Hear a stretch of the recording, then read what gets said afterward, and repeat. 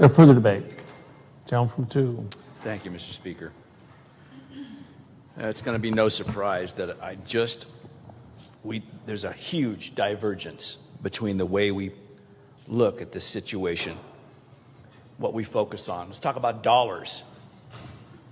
$1.25 billion likely borrowed. Haven't even spent 10% of it. If it's all about the money, well, of course it's all about the money. The institutions want the money. My haircutter has her husband go into the hospital for a shoulder reattachment, and in her presence is told, be sure and mark this as a COVID. She asks, what do you mean? And all she gets is a shrug of the shoulders. That's the world we live in. Because hospitals need the money. Why do they need the money? Because they're not doing anything else. This declaration should have been done 2 months ago.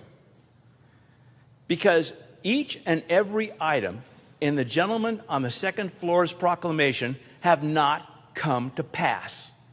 None of the facilities named in that proclamation are overburdened. None have even come close to being overburdened. The idea that somehow we are not an equal branch with the other two, well, that can be debated.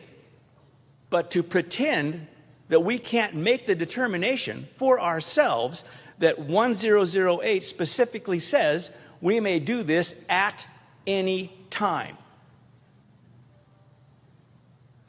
To assume for a moment that the reason we are here does not have any bearing on the emergency, the reason that this extraordinary session is here has no bearing on the emergency, is to mistake the very foundation for what we're doing here. This emergency declaration created the situation that we're in, not the virus. The reaction to the potential damage of the virus, the government's. Oh, isn't that normal for the government to create the problem and then figure out a solution? It's always more draconian. It's always more expensive. FEMA money, CARES money. We don't have to worry about that because it's not Idaho money, even though, obviously, Idaho taxpayers are paying primarily the interest on the money that's being borrowed and then given to us, gratuitously, given to the state.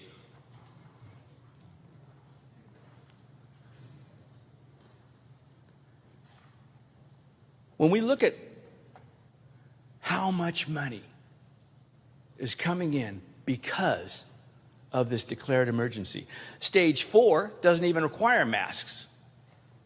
When we talk about Trump and Hannity, we see that masks is a political statement. The CDC has been very clear. Cloth masks are of no value.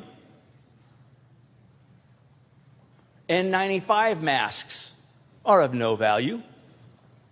But because we have a political statement that we need to make, and I'm making one by not wearing a mask, so understand, I'm not saying that if you have a mask, you're making a political statement, and if you don't have it is a political statement either way.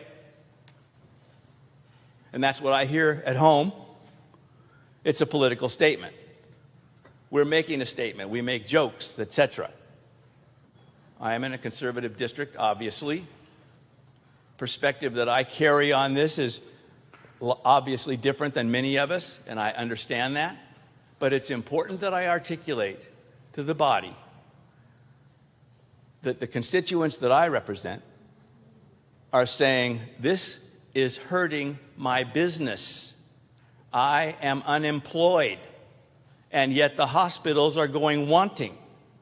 The hospitals are so desperate that they're making up the statistics, which, by the way, I agree with a good representative from 17.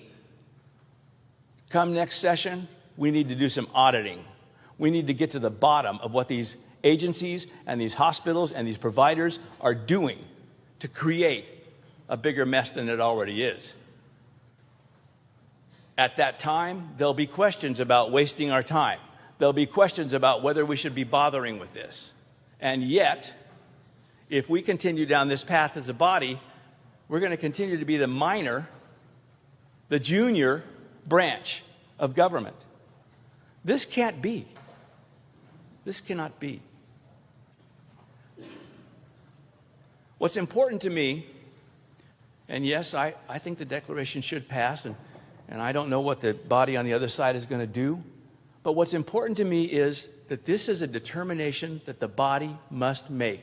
The House must address this issue and come to a conclusion one way or another, whether we believe, as an equal branch of government, that someone has overstepped their authority constitutionally with respect to separation of powers, the idea that somehow statutes can be just changed, altered, suspended by the gentleman on the second floor, is astounding to me. That even anyone in this body for a moment thinks that we're a junior branch, that we've got to ask permission to do anything. Well, again, it's astounding to me because I have a different perspective. I look at things slightly differently, obviously.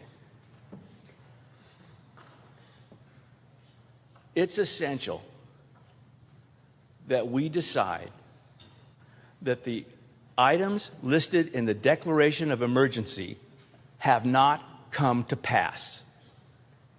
It's essential to recognize that 1008 says that we have this power at any time.